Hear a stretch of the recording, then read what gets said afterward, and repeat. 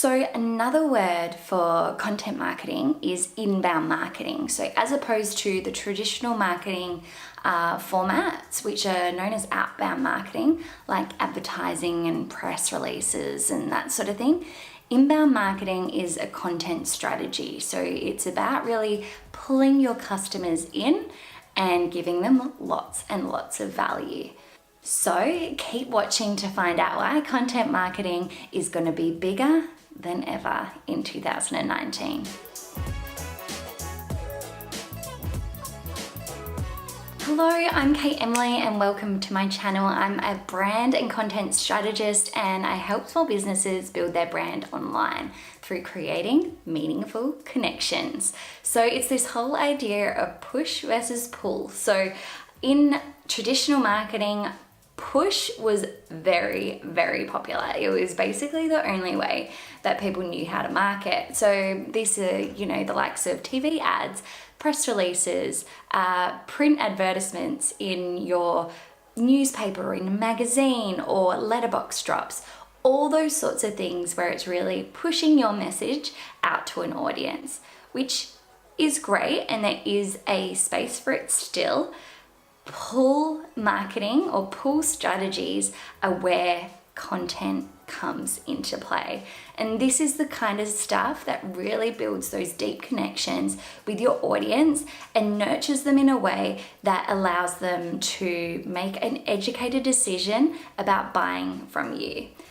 So not only that, traditional marketing is very expensive. In Australia, you could pay 50 grand or $50,000 for a press ad in a newspaper if it took a full page or something like that, which is just crazy, especially for small businesses. We don't have those kind of budgets. So content strategy is a great way to build this relationship with your audience and share why they should be buying from you. So while that sounds all great, it's cheap, it's really accessible, content strategy sounds fantastic, it's a bit tough from the perspective that it takes a lot of time and requires a lot of consistency. So while a press ad, you may send a brief to your designer, get one back, and that could be your press ad for the entire year, and then you just spend on where you want that press ad to go.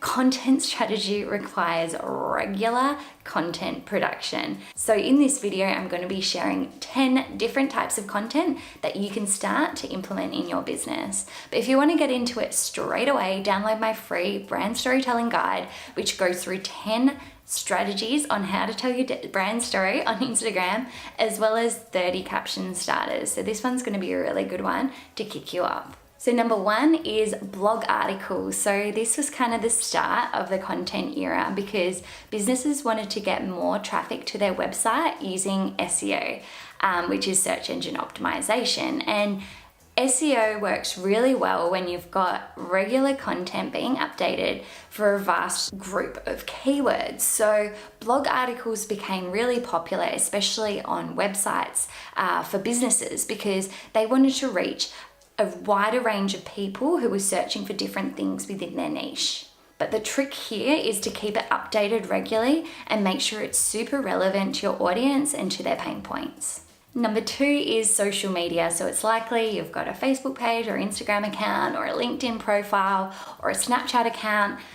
These are all ways for you to really engage with your audience, and they're all a form of content because they're about creating this brand story that helps you engage with your audience in a way that's super unique. Because it's social media, it's called that for a reason, it allows you to actually open a dialogue with your audience, asking questions, getting feedback, helping them answer their questions, and it builds this level of trust that's really, really important for e-commerce businesses or service businesses that operate purely online. Number 3 is video. So last year saw a massive boom in the amount of video content that was out there. So video isn't exclusively for YouTube. It is for all the other social platforms, as well as people have been posting videos on their websites as well, or in other sort of communications like email to their customers. So video is a great way to break down that barrier of, the business and the consumer. It really creates a connection, and it's a really great way to show your face as the face of the business. So it doesn't have to be a great quality video for it to be successful or for it to be valuable to your audience. So it could be a behind the scenes video that you've just quickly shot on Instagram stories, or it could be a time lapse of you packing boxes because you're about to send a whole lot of stuff out to all your customers. Any of this sort of content is really, really engaging, and it shows a vast variety of different ways that people can engage with the story that you're telling. Number 4 is email. So while a lot of businesses are just using email to push out content about new product launches or sales that they're having, it's a really great strategy to build a value proposition for your audience. So a email newsletter isn't really good enough. You need to create some sort of automation strategy or something else which has a lot of pull. So ideas for this could be tutorials that you send out on a weekly basis. They could be, short snippets in your email, or it could be a video that you've sent out to them as well. So building that constant relationship with people through email is really, really important. Why? Because if you focus purely on social media, you don't get to control the reach that your posts have. You don't get to control your following either. So Instagram or Facebook could change their mind any minute and change things up for you, which could be detrimental to your business. So it's really important to have a strategy in place to get people off Instagram and into your email list. Number 5 is guest posting. So offering posts for other brands' blogs. So these might be influencers in your space, in your niche, that would be really appreciative of a blog post. So this is generally always free, so just so you're aware, you'll need to make sure you create content that is really, really readable and really interesting for their audience. So if you're not very good at writing, or you're not confident in doing this sort of thing, make sure you hire someone that is, because it's worthwhile getting it right, and when you develop those relationships to guest posts, that you continue them as well.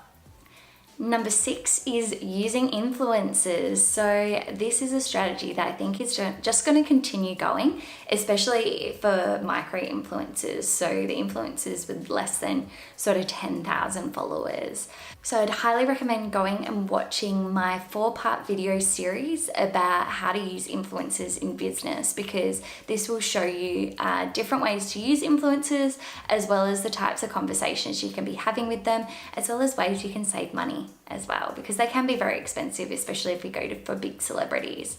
I think there's going to be a big trend in influencers offering bespoke content, so really beautifully captured content-driven images, not just a picture of their face with a product next to it.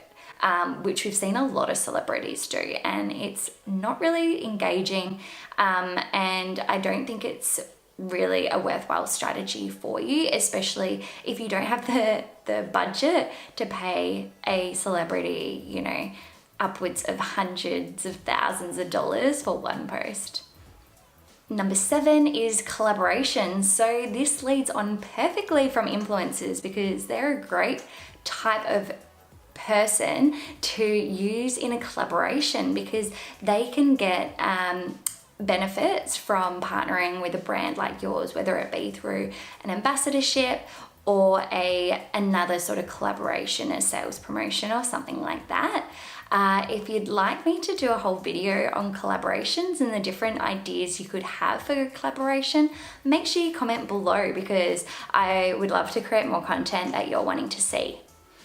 Number 8 is creating a freebie. So this might be a lead magnet or a download or an ebook or a whole lot of swipe files or images, whatever it is.